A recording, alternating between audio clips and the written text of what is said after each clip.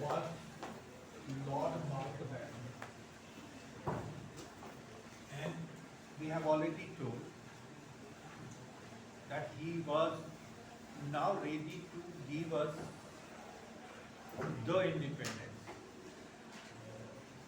but on a condition.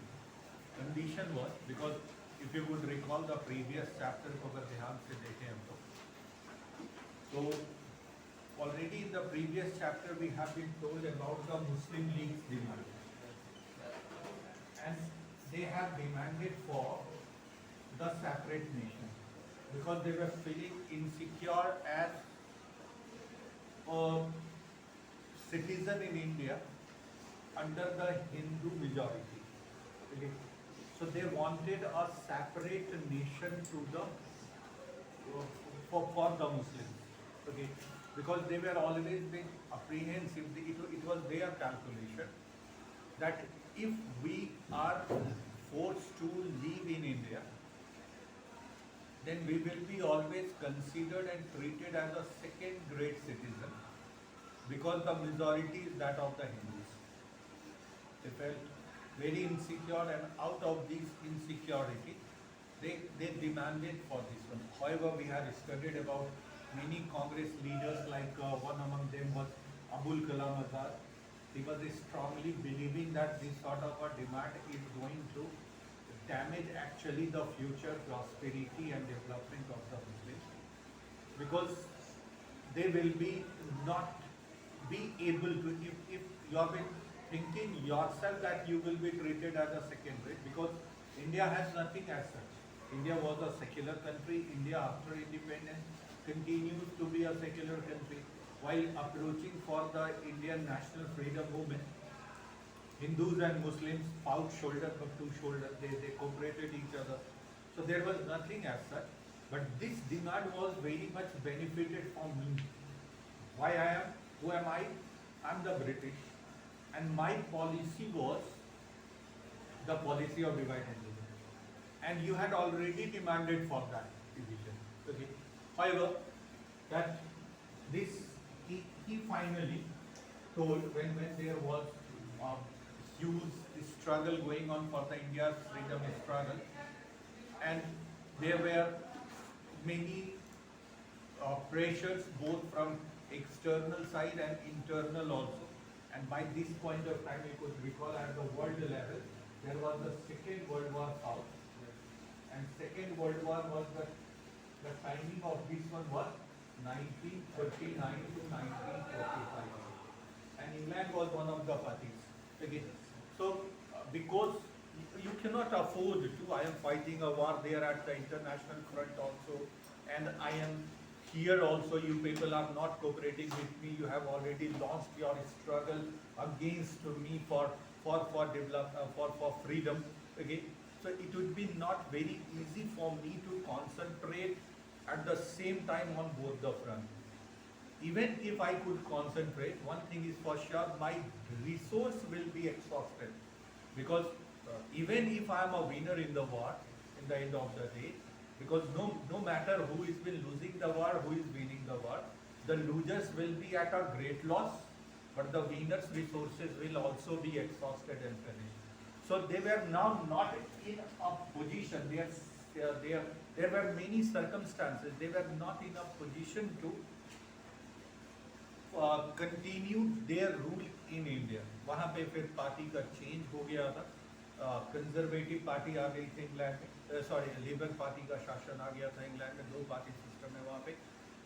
तो उसके जो प्राइम मिनिस्टर थे उनका नाम था क्लेमेंट एटली। ओके, तो sometimes it is a GK question also, who was the prime minister of England when India became independent.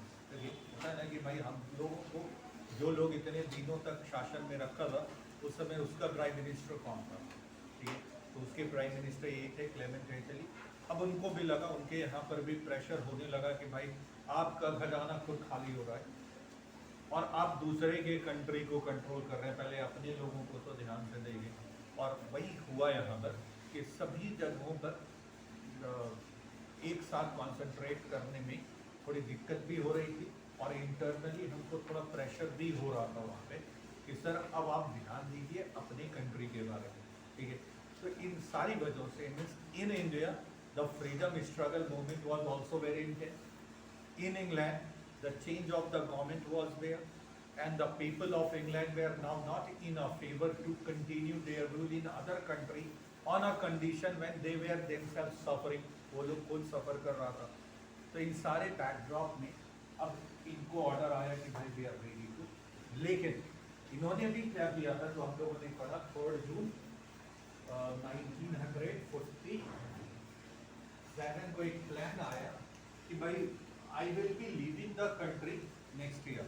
1948 से पहले, जनवरी के पहले आज़ादी नहीं देंगे, दे जरूर देंगे लेकिन उसके पहले पॉसिबल नहीं है क्योंकि बहुत सारा काम करना था। उसमें 1946 में वहाँ से एक कैबिनेट मिशन प्लान आया जिसका काम किया था, what was its rule, its main function was to assist the Indians for making the constitution of India, ठीक है। तो ये वहाँ के कैबिनेट से एक प्लान, एक कमिटी आई जिसको कैबिनेट मिशन प्लान कहते हैं। तो भाई okay, before handing you over the independence let me assist you, help you in making the rule for yourself. कैसे तुम रूल करोगे, क्या करोगे, नहीं करोगे, और फिर ये मेरी रिस्पॉन्सिबिलिटी भी होती है क्या कि जो इतना जो डिमांड हो रहा है तो पहले मेरे को इनको भी आज़ादी देनी होगी। तो पहले तो पार्टीशन हो गया। तो इन सभी चीज़ों को फाइनली इनको इंडिया, क्योंकि इस चैप्टर का शुरुआत हो रहा है कि इंडिया और पाकिस्तान डिवाइडेड हो गया।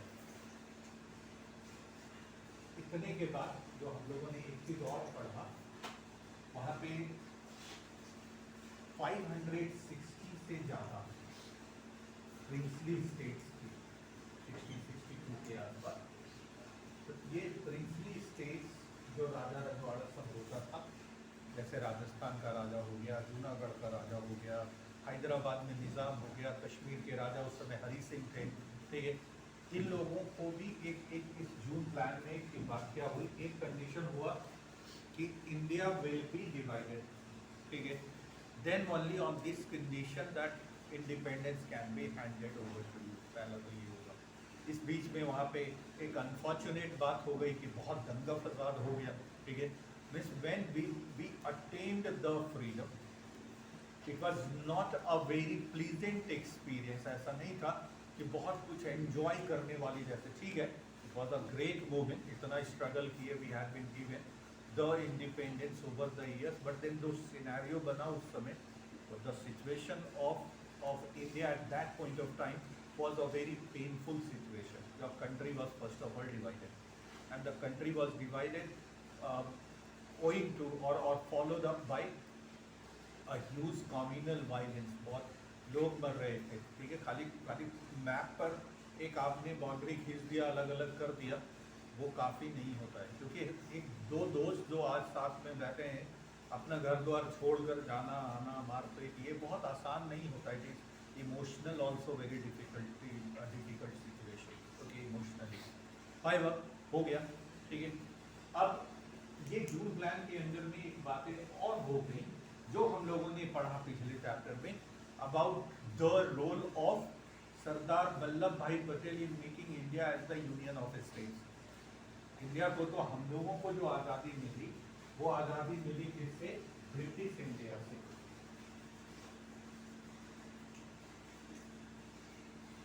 ब्रिटेन का जो पार्ट था इंडिया में, जहाँ भी उन लोगों से, इसके अलावा we had studied in the past or in the previous chapter, there were 4 European powers who came to India, जिसमें सबसे पहले आने वाला कौन था? पोर्तुगीज था,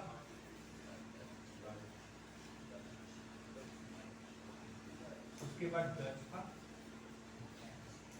फिर था फ्रेंच और तब आया था ब्रिटिश। लेकिन इसमें से ये और ये तो इंडिया में ही रह गया, ये लोग चला गया बाहर, ठीक है। ये श्रीलंका वाला क्वेश्चन इसको दे दिया गया। अब ये पोर्तुगीज जो गोवा हो गया, दमन हो गया, दीव हो गया, आसान नहीं था, देखो सिचुएशन, ये सब तो इन्हीं के पास था, ठीक है। ये जो माहे वाली बात थी, 3-4 टेरिटरी इनके पास था, एक था माहे, दूसरा था पौंडीचेरी, बंगाल के पास था चंद्रनगर करके, और एक कोची था केरला के पास। ये सब किसके पास था? तो फ्रेंच के पास था। और तुम्हारे बाकी उसके अलावा ये 500 साल कहीं राजस्थान के राजा थे, कहीं ग्वालियर में महाराजा होते थे, कहीं हैदराबाद में निजाम होते थे। अब तुमको आज़ादी किससे मिली? एक large part of India was under the control of Britain. Yes, that was fine. So on 15th August 1947, you got independence from who? The Britishers. अभी भी these powers are not independent. ठीक है, अभी भी तुमको लेना, इन लोगों को भी भगाना पड़ेगा तुमको। And all he has done, he that क्या नाम बताए वो सरदार पटेल, उन्होंने बहुत डिप्लोमेटिक पॉलिसी बनाई। उन्होंने एक हाथ में वही मिठाई रखा, एक हाथ में डंडा भी रखा। ठीक है, जिसको भाई मिठाई से मिला लिए, तुम बोलो तुमको टॉफी खिलाते हैं, आ जाओ सर मेरे पास मिल जाओ। तो बातचीत से अगर तुम मान गए तो ठीक है, नहीं तो फिर पिटना भी पड़ा तो पीटे भी, कोई कहीं लड़ाइयाँ भी लड़नी पड़ी हम लोगों को। बट देन एनी हाउ कि मैंने वो एक अलग कहानी है, जिसमें जो सबसे डिफिकल्ट वाला जो सिचुएशन था वो था वही कश्मीर वाला प्रॉब्लम जो आज तक अटका हुआ है। ठीक है, तो चलो वो अलग केस हो गया, लेकिन इन सारे चीज़ों का इंडिया तो आज़ाद हो गया। ठीक है, लेकिन वही आज़ादी में अभी देख लो कितना कितना हिंड्रेंस था। हम लोग जिससे आज़ाद हुए वो हम लोग आज़ाद किससे हुए? ब्रिटेन से आज़ाद। That portion of India which was under the control of the Britishers, उस पर्टिकुलर पोर्शन से 1947-50 अगस्त हम लोग आज़ाद। गोवा जैसे आज़ाद हुआ 1964 में जाकर, दिसंबर 1964 में गोवा आज़ाद हुआ पोर्टुगीज के कंट्रोल से। ठीक है, उसी तरह से इन लोगों को भी, फ्रेंच को भी भगाया गया। ये 1954 के आसपास इन लोगों का भी जो टेरिटरी इंडिया में ले लिया गया। तो देखो कहीं 1954, 19 ये, और फिर जो कुछ और जो स्टेट्स थे उनको भी मिलाना था। तब जिसको आज हम इंडिया कह रहे हैं, that is Indian union, which was not on the day 15 अगस्त 1947। तो उन्हीं चीज़ों के बारे में हम लोग की भाई कैसे इंडिया आज़ाद तो हो गया, बट पार्टीशन क्या हुआ, फिर प्रिंसली स्टेट्स क्या हुआ, फिर कॉन्स्टिट्यूशन कैसे बना, क्योंकि आप आज़ाद तो हो गया। I am going from India, but then before handing you the country I have to discharge certain formalities, और वो सारे फॉर्मेलिटीज़ की बात हम लोग, यानी पार्टीशन के बाद का इंडिया कैसा हो, क्या क्या वहाँ पे काम हो, उसके बारे में। तो अब ध्यान से, सब लोग बुक नहीं है वहाँ पे तुम्हारा पास? अच्छा, ओके, थैंक यू। तो शेयर कर दो, everybody now focus on the book. This is what the summary of the chapter I have narrated. Now let us go by the book. So India became independent at the stroke of midnight on 15th August 1947. Pakistan came into existence a day earlier, that is 14th August 1947. Pakistan became independent. The newly formed governments were completely unequipped or unloaded to deal with the migrations of such a staggering magnitude. Massive violence and slaughter occurred on both sides of the border, and this is what the picture is being presented. बहुत आसान नहीं था, क्योंकि एक दो आदमी नहीं, अगर मान लो yesterday we have seen the case of, in the news we had seen the case of Delhi, किसान लोगों का आंदोलन हो रहा था। अब एक साथ इतना लोग, ठीक है, they were all Indian, they are asking for something else, लेकिन अचानक से वो लोग देखो घुस गया, पूरा अफरा तफरी हो गई, पूरा मारपीट होने लग गया। तो इतना लोगों को अचानक से हैंडल करना, it is not an easy task for any government, क्योंकि गवर्नमेंट का पर्पस तुमको मारना नहीं है। That is the purpose of the government to protect the citizen. The purpose of the government is to ensure that the innocent people are not being killed. कल ही मान लो जो सिचुएशन था, एक तरफ आर्मी बुलाता, गोली चलवा करके काम खत्म करता, but that was not an easy task. हम नहीं कर सकते हैं वैसा, because we are a government. So handle करना इतना बड़े लोगों, इतने बड़े पैमाने पे लाखों लोग एक तरफ से दूसरे तरफ जा रहे हैं, मारपीट हो रहा है, दंगा फसाद हो रहा है। So it was very difficult situation for the country of for the government of India as well as of Pakistan, but because we are talking about India, क्योंकि दोनों को और they were not equipped. अभी तो तुम newly form country हो, तुम्हारे पास कुछ है भी नहीं, तो power was not yet transfer. कल का जो एग्जाम्पल हमने दिया, तुम्हारे पास पावर है, तुम्हारे पास मिलिट्री है, सब चीज़ है तुम्हारे पास. अभी तो जिस समय पावर ट्रांसफर किया गया था उस समय मिलिट्री जो था, दोनों जगह का मिलिट्री सारा पावर ट्रांसफर कर दिया अंग्रेजों ने, लेकिन मिलिट्री को कंट्रोल अपने पास ही रखा था, क्योंकि दोनों तरफ लड़ाइयाँ हो रही हैं, दोनों तरफ दंगा फसाद हो रहा है. अगर दोनों के मिलिट्री को भी छोड़ दें तो हो सकता है कि ये देश जो अभी नया आज़ाद हुआ, हो सकता है उसके पहले ही लोग बड़े पड़े. और बड़ा भी था, 1947 में ही एक पहली बार हो गई थी कश्मीर के वाले इशू को लेकर के इंडिया वर्सेस पाकिस्तान. ठीक है, उसकी कहानी दूसरी है, तो we are not going to into the detail of that. लेकिन अब हम तुमको मिलिट्री नहीं छोड़ सकते, तुमको धीरे धीरे पावर ट्रांसफर धीरे धीरे करेंगे. लेजिस्लेचर का पावर, कॉन्स्टिट्यूशन, बहुत सारे फॉर्मेलिटीज़ होते हैं, डॉक्यूमेंटेशन होता है, वो सारा चीज़ देंगे. लेकिन तुरंत अगर मिलिट्री दे दिए, क्योंकि जिस सिचुएशन में देखो, तुम मेरे साथ रहना नहीं चाहते, हम तुम्हारे साथ अब नहीं, और हमारे दोनों तरफ के लोग क्या कर रहे हैं, दंगा फसाद कर रहे हैं. अब अगर दोनों के हाथ में एटम बॉम्ब भी हो जाए तो क्या होगा, तो हम नहीं दे सकते हैं. So at that point of time, the government had not given. So that is why the word unequipped came. Unequipped means not been loaded with facilities. नहीं था, they were not been had that enough resources to deal with this situation of partition. The partition of India left both India and Pakistan devastated, almost destroy कर दिया था, emotionally तो बिल्कुल भी. The process of partition had claimed many lives. बहुत लोग मारे गए. Thousands were killed and displaced. और जो मर गए. लेकिन what was even more painful was that the displacement from the, अब तुम इतने सालों से एक जगह पे रह रहे हो, तो सिर्फ रह नहीं रहे हो. That was the जिसको हम लोग house कहते हैं, घर कहते हैं. It is not only the four wall and a ceiling.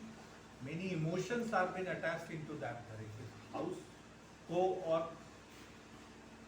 तो सेटलमेंट हम लोगों ने कहीं पढ़ा ना, 7 में परमानेंट सेटलमेंट होता था. House is also the settlement, जो परमानेंट है, टेम्पररी है, जो तरह तरह का सेटलमेंट सब होता है. लेकिन हाउस में इमोशंस भी जुड़े रहते हैं. यहाँ पे ये पला, ये बढ़ा, ऐसा हुआ, ऐसा किए. सो एवरीथिंग को सरेंडर करके जाना, which is emotionally also very difficult. So that was a situation, very difficult situation.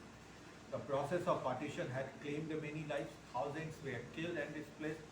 Women, children, and old people had to bear the brunt of partition, and everybody has to tolerate. Nobody wanted, but that unfortunate incident had taken place. हो तो गया, चाहो चाहे नहीं चाहो. ठीक है, अब इन देखो, अब जो लोग आए, ठीक है, उनको बसाना भी एक चैलेंजिंग बात था. जो लोग यहाँ से गए, मान लो उनका घर खाली हुआ तो उनके घर को, but then it is not very easy. किसी का घर को अगर कोई खाली कर गया और तुमको बोले जाओ उसका घर ऑक्यूपाई कर लो, तो even that occupation is a difficult task. Okay, अब मान लो there are a few homes and occupy करने वाला बहुत लोग अचानक से आ गया, तो दैट उस सेटलमेंट में भी दिक्कत होगी. तो ओवरऑल बहुत दिक्कत था. ऐसा नहीं है क्या कि दिक्कत नहीं थी, कि भाई यहाँ पे मिठाई रख दी है और जो आओ फिर खा लो, तो क्या होता है. देखो, अफरा तफरी तो हो ही जाती है, because everybody wants to go and get their share, the best share at the first. ठीक है, अब अगर हम यहाँ पे मिठाई रख करके छोड़ दें कि जो आओ ले लो, जिसको मिलेगा, there is a limitations of the sweets, there is a limitation of house and the person who are coming, और you see the numbers, 15 million refugees poured across the borders to regions completely unknown to them. Foreign to them means here, unknown to them. तो उस जगह पर, और एक दो नहीं बल्कि plenty of people came from that area, in those areas where the people were not knowing each other. अब तुम उसके घर में जा रहे हो, कहाँ जा रहे हो, नया जगह पे जा करके सेटल करना, थोड़ा दिन गेस्ट बन करके जाते हो तो अनकम्फर्टेबल फील करते हो. लेकिन अगर एकदम परमानेंटली वहीं पे रहना, so overall then the situation was very difficult. Not only was the country divided, but so were the provinces of Punjab and Bengal. These divisions caused sudden disaster, catastrophic को कहते हैं हम लोग, sudden disaster को catastrophe कहते हैं. So till yesterday we were all been fighting for what? We were all fighting for I mean freedom, और वो फ्रीडम को फाइट करने के लिए they were collectively fighting for freedom, and that जोश was great. But the way the freedom was given to us, सारा demoralise हो गया हम लोग, ठीक है। चलो डिमोरलाइज हो जाते ठीक था, लेकिन जो चैलेंजिंग सिचुएशन आया, that situation was even more very difficult. So these divisions caused a catastrophic rights. अचानक से दंगा भी हो गया। अब दंगा होना था, एक तो पहले तुम्हारे दिमाग में डिवाइड एंड रूल हो गया कि भाई वो इधर से लोग हैं, वो हिंदूज थे, मुस्लिम्स थे, और सेंटिमेंटली तुम्हारे में डिफरेंस ऑफ ओपिनियन तो बहुत दिन से चल रहा था। हम लोगों ने वो पिछला चैप्टर में देखा उसको, इंडिया वाला इंडिपेंडेंस वाले चैप्टर में। तो this divisions caused rights and claimed lives of Hindus, Muslims and Sikhs alike. The displaced people had to be given homes and jobs. तो पहला काम, एक तो पहले घर देना, that was a challenging thing. और कौन देगा? Who was the person going to give you? The person himself is a very new person. Is the government of India even, or the government of Pakistan even, they were all the new government. They had just become a government. They don't have that much experience of governance. Okay उनको ना तो rule करने का बहुत experience, वही ना भाई, इस साथ में रहते हुए जो उन्होंने देखा सीखा, या अपने अक्ल या इंटेलिजेंस से, थैंकफुली कि उस समय हमारे जो नेता थे उनके पास दो बातें बहुत अच्छी थी।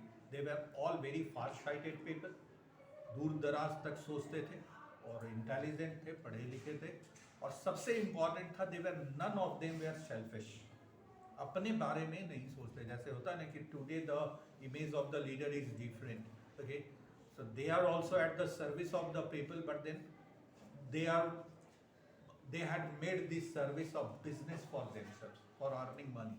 And there were many leaders of our freedom struggle or of the past, जो all of them had born with a silver spoon into their mouth, means बहुत रिच थे, बहुत आराम से जिंदगी जीते थे, बड़े जगहों पर पढ़ाई किया था उन्होंने, लेकिन उन सारे चीज़ों को छोड़कर जेल जाने के लिए तैयार थे, लाठी खाने के लिए तैयार थे, for the sake of the people of India, ठीक है, अपने लोगों के लिए। Recently we have on 23rd January we had observe the Subhash Chandra Bose Jayanti, because the person who, जिन्होंने ICS जैसा एग्ज़ाम क्वालिफाई किया, ठीक है, जो उस समय एग्ज़ाम में वो देना बड़ा टफ होता था, तो क्वालिफाई करना तो बहुत बड़ी बात है, क्योंकि you have to go to England to give the examination. The age limit for the Indians to appear in the examination was just 21 years, ठीक है, वो बहुत रिड्यूस कर दिया गया था। तो इस अब मान लो 17-18 के साल में तुमको बोलेंगे इंग्लैंड जा कर के परीक्षा दो, तो आज के डेट में मान लो कि तुम्हारा कम्युनिकेशन ट्रांसपोर्टेशन ठीक है, लेकिन आज से 100 साल पहले, 50 साल पहले लोग घर से, गाँव से शहर आने में तो डरते थे पहले, कैसे जाएंगे, वो बड़ा मुश्किल काम होता था, विदेश जाना तो छोड़ दो। So under all these circumstances he became also the leader, he became the civil servant, prestigious exam को क्वालिफाई किया, लेकिन काम नहीं किया, ठीक है। फिर उसके बाद देश के लिए लगे, पूरा बाहर गए, सब we the entire story we know, okay. So such a great person. अभी इस ग्रेटनेस के साथ means you have a two benefits at your level. One, you are very intelligent, and second, you are not selfish. You want to apply your intelligence for the sake of others. और इस दोनों की वजह से तुम्हारे पास बहुत कम experience भी था, तो भी तुमने धीरे धीरे किसी तरह से चीज़ों को मैनेज कर लिया, संभाल लिया। मगर टफ था, चैलेंजिंग टास्क था, चारों तरफ मारपीट हो रहा है, दंगा फसाद हो रहा है, तुम्हारे पास कंप्लीट अभी पावर ट्रांसफर नहीं हुआ। It was a very new experience for you, कि भाई तुमको अच्छे से सब चीज़ मिल रहा होता तब तो तुम काम कर लिए रहते, लेकिन तब भी तुमको डिफिकल्टी होती in order to run your administration, because you are very new in running the administration और बिकमिंग द एडमिनिस्ट्रेटर। तो अभी जस्ट तुमको आज़ादी मिली है, और इतना में भी मिला तो सिचुएशन बहुत टफ हो गया कि सब लोग लड़ भिड़ रहा है आपस में, ठीक है। सो इट वॉज, और जो लड़ भिड़ रहा है, हमको उनको कंट्रोल करने के लिए मेरे पास जो मेरी मिलिट्री है वो भी मेरे डायरेक्ट कंट्रोल में नहीं है। For that one also I have to take the permission from that Governor General.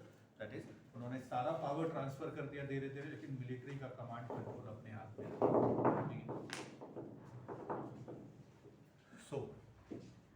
So the displaced people had to be given homes and jobs. There were उसके बाद ये तो हो गया तुम्हारा जो इधर उधर से लोग आए, और उसके बाद क्या हो गया? Then there were the princely states and each ruled by Nawab या तो किंग, और जो king means representing Hindu side और नवाब मीन्स मुस्लिम साइड.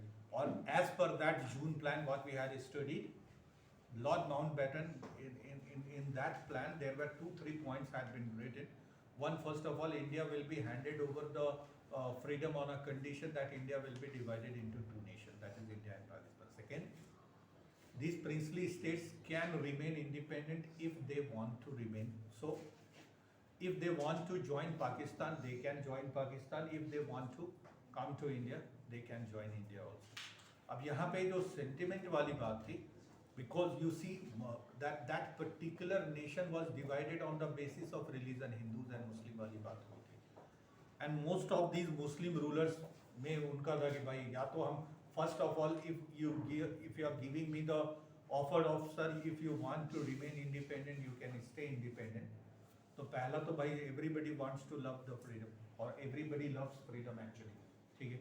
तो सब लोग आज़ाद होना चाहेगा.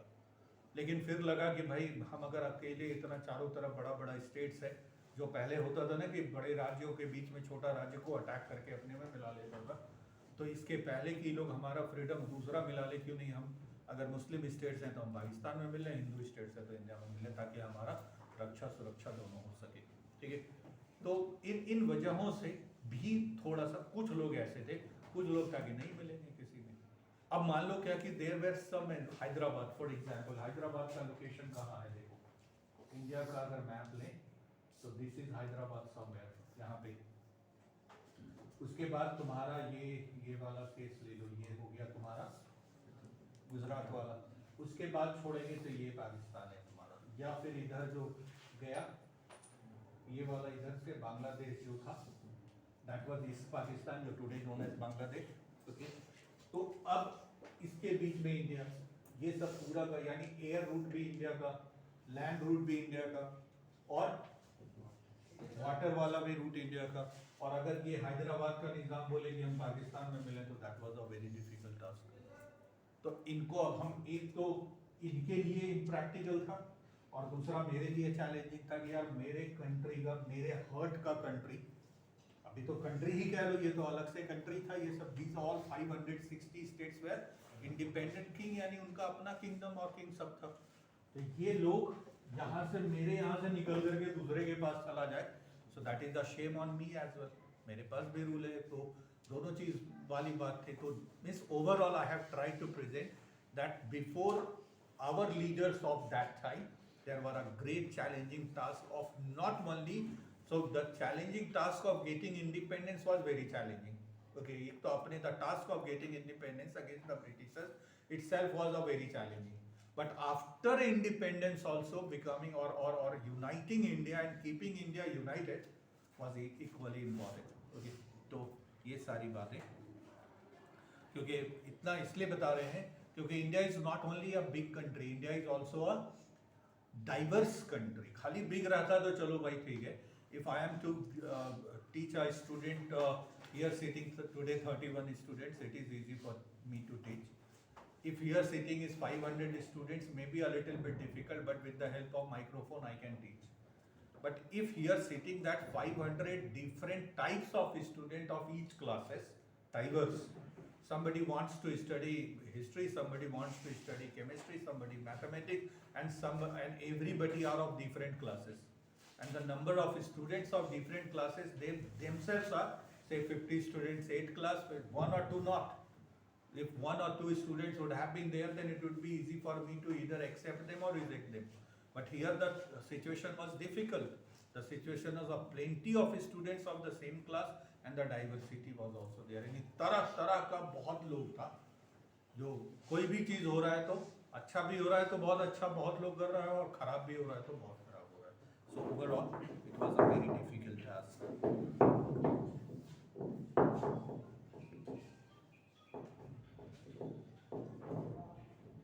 I joined the class at 10 o'clock, not 10:40, because I have to join 10 and then 9 also. Okay, by the way, still I have the time.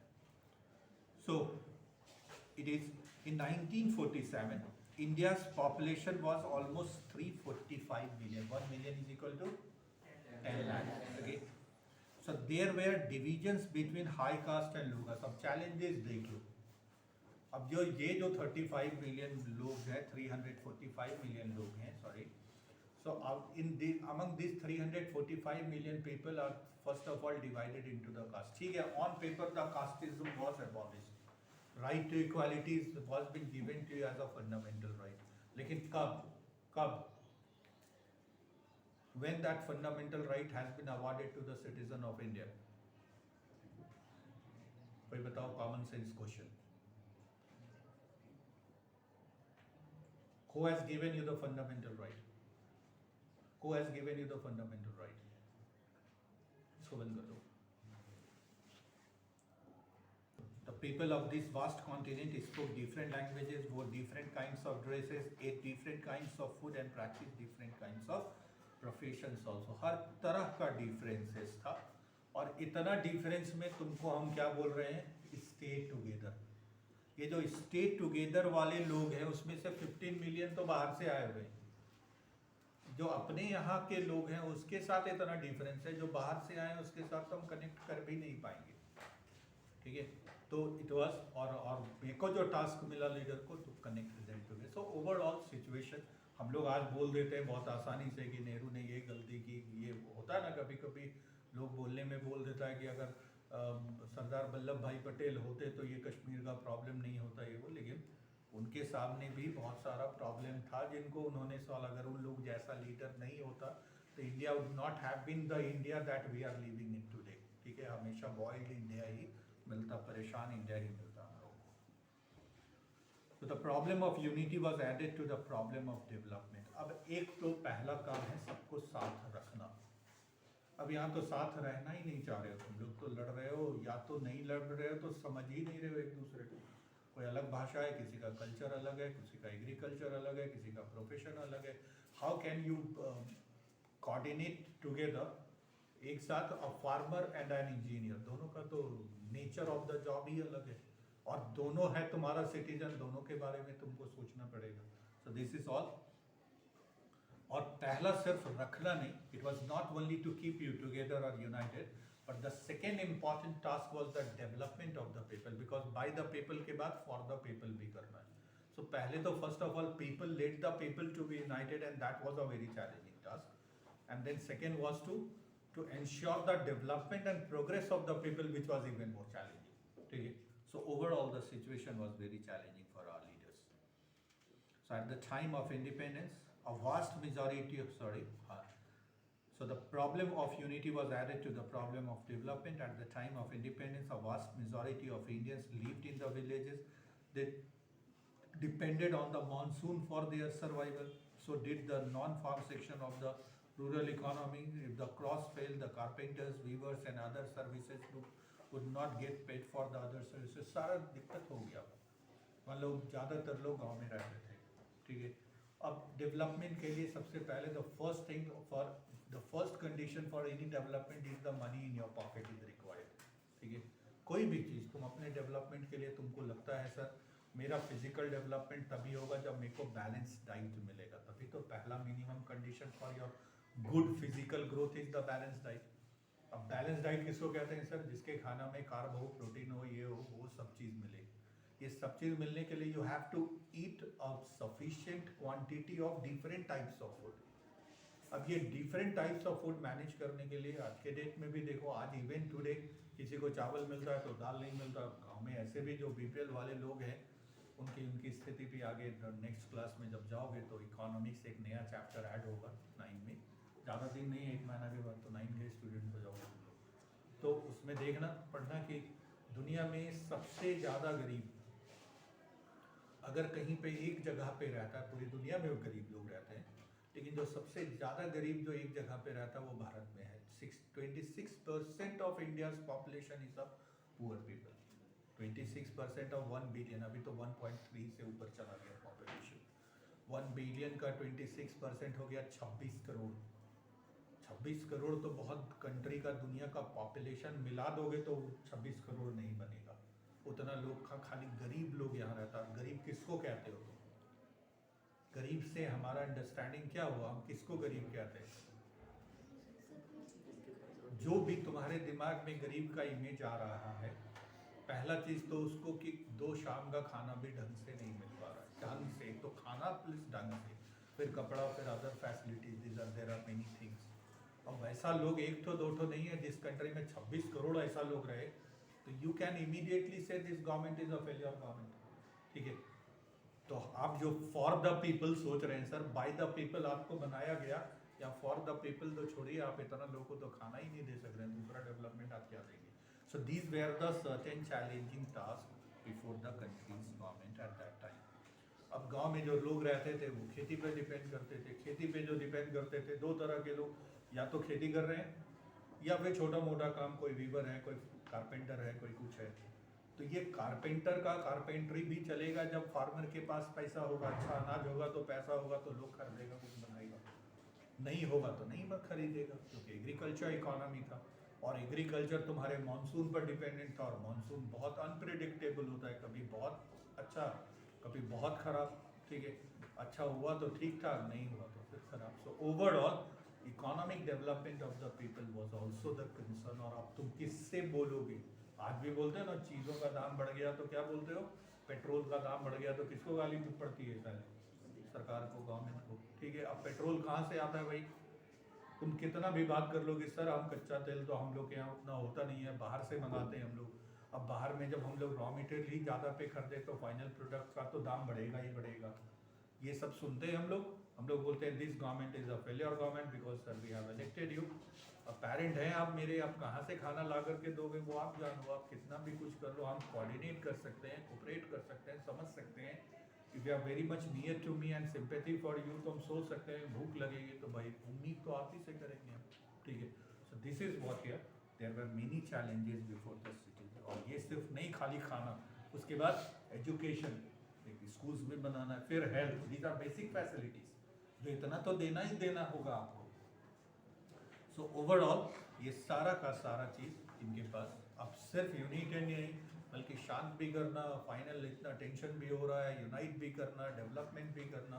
So overall independent, immediate independent India का challenges freedom struggle से कम नहीं था। If the freedom of India was a challenging task, even more challenging was the independent India's immediate independent India's task. ठीक है, to bring everything on the track. रहने दो, देखते हैं नेक्स्ट, अभी चलेगा, बस यही चैप्टर लास्ट है ना शायद।